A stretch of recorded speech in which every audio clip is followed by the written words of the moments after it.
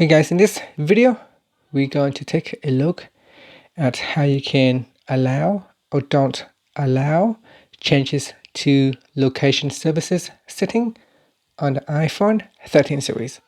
First, let's go back to the home screen by swiping up at the bottom of the screen.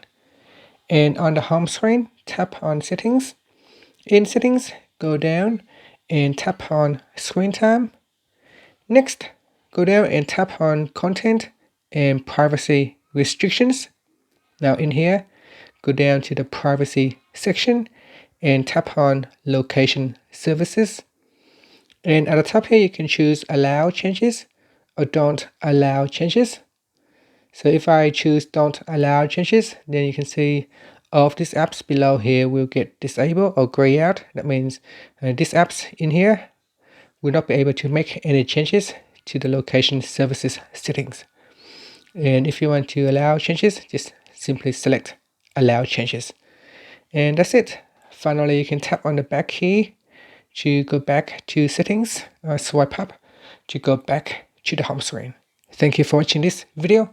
Please subscribe to my channel for more videos.